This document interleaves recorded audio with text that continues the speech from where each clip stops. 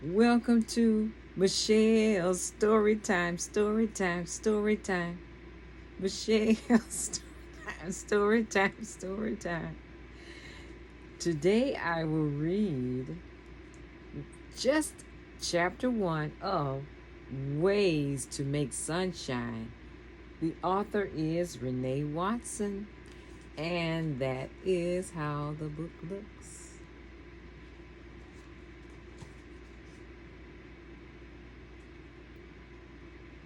Oops. Chapter 1. The girl who could be king. I am a girl with a name that a lot of boys have.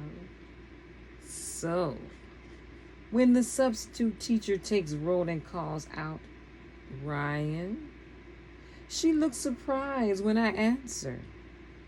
I wish Miss Colby were here.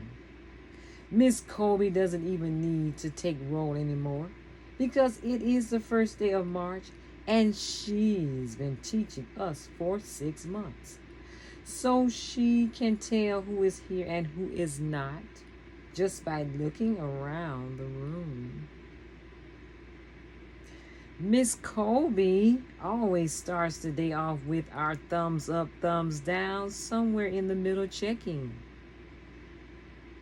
This substitute teacher doesn't do any of that. And so I don't get to show my thumbs up for making perfect scrambled eggs and toast this morning. I wonder why Miss Colby didn't leave a note for the sub with a list of do's and don'ts. Like, don't call Devontae, call him D. And don't look so shocked when a girl raises her hand when you call out for Ryan. Here, I say, Ryan Hart, the substitute says. She looks at me like she is not sure I am who I say I am. Yes, my name is Ryan. Oh, she says, pushing up her 2 big glasses. Brandon, the boy sitting next to me, says, she has a boy's name, she has a boy's name, a boy's name.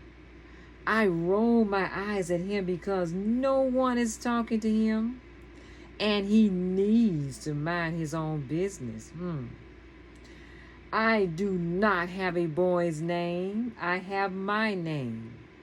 My name is Ryan, and Ryan means king. And that means I am a leader. Okay, please settle down, the substitute teacher says, mostly to me and not to Brandon, who think he knows it all. Okay, Ryan Hart is here, she says to herself.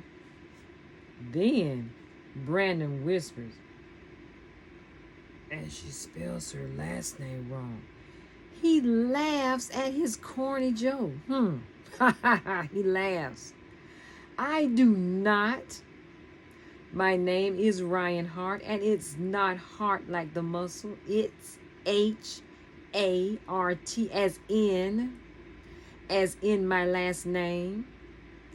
The substitute teacher walks over to my desk and says, I need you to keep your voice down.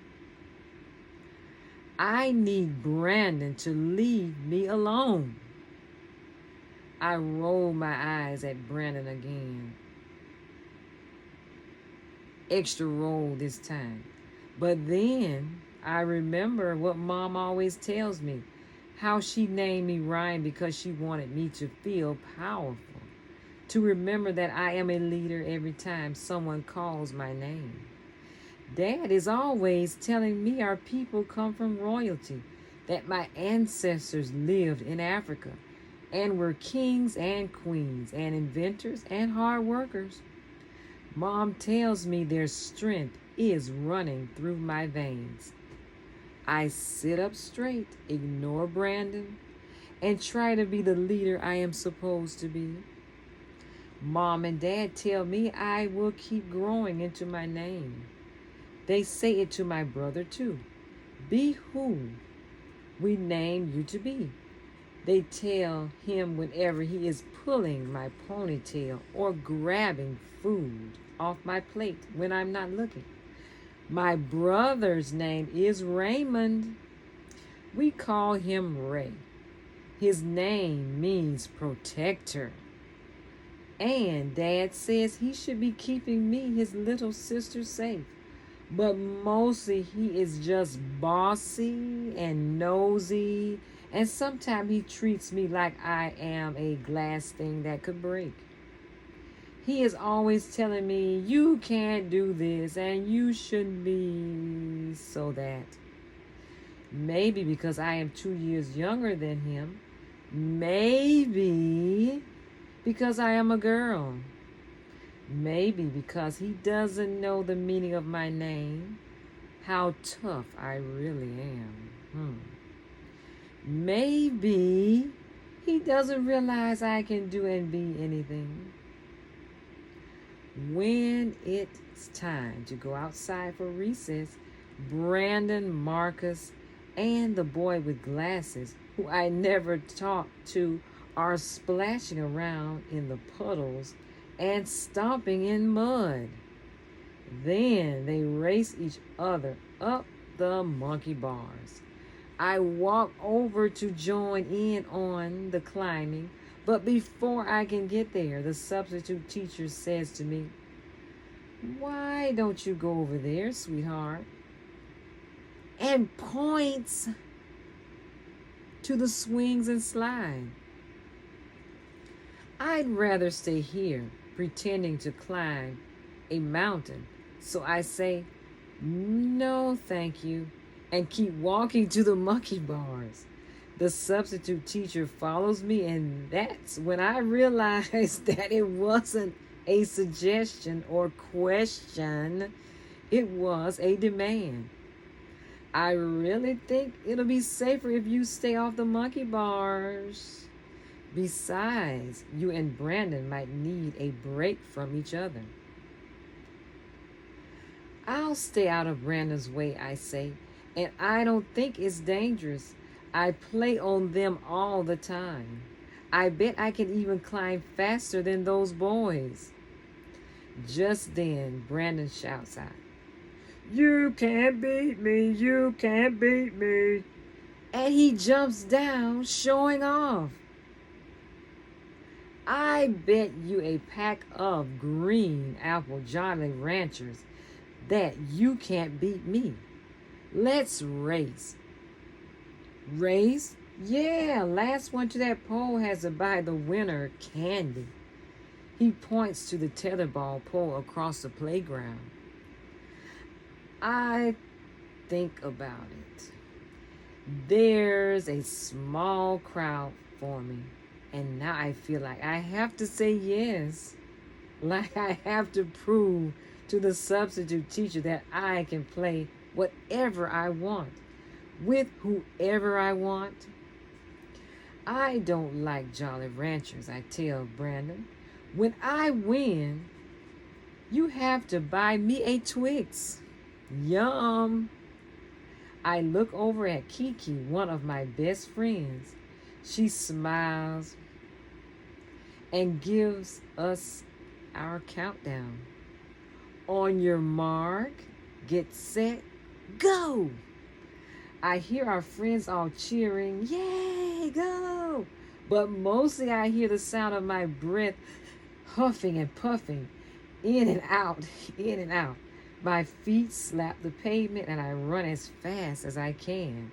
Brandon is beating me, but not by much. I move my arms through the air, forcing myself to go faster. I catch up, and then, just like I knew I could, I start running faster than Brandon. By a lot. I am winning. I'm winning.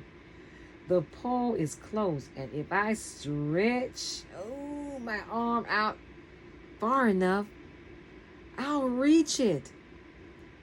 I run a few more steps, and then when I go to put my foot right down, something happens. What happens? What do you think happens?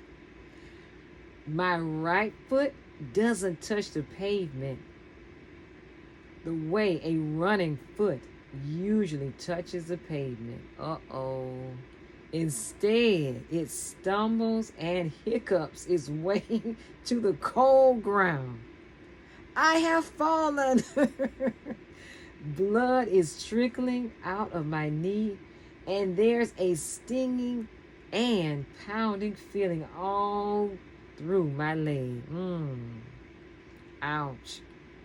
Instead of stopping the race and seeing if I am okay, Brandon runs right past me, tags the pole, and said, "Yes, beat you, beat you.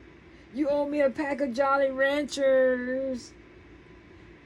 "No fair," Kiki yells. "She was at the pole first. It's not her fault her shoe was untied." Oh. I didn't even realize that's what happened. My shoe is untied. I tripped over my shoelace. "Don't be a sore loser," Brandon says. He's right, I tell Kiki. I never touched the pole. Wow. Dad picks us up from school, and the first thing he asks me is, "What happened to your jeans?" He looks at the hole, then back at me. It's a long story, I tell him. He doesn't press me, but I'm sure Mom will. On the way home, I ask if we can stop at the corner store. When Dad says yes, I ask Ray, "Do you have $2? What is she going to buy?" He answers, "Why?" And this means he has $2. He's just not sure if he wants to give them to me. I hold my hand out. "I'll pay you back." He gives me $2, and when we get to the corner store, I go straight to the candy aisle and buy a pack of green apple Jolly Ranchers for Brandon and a Twix for me. Yum!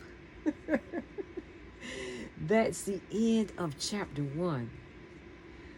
Please make sure to subscribe and hit the like button to hear chapter 2.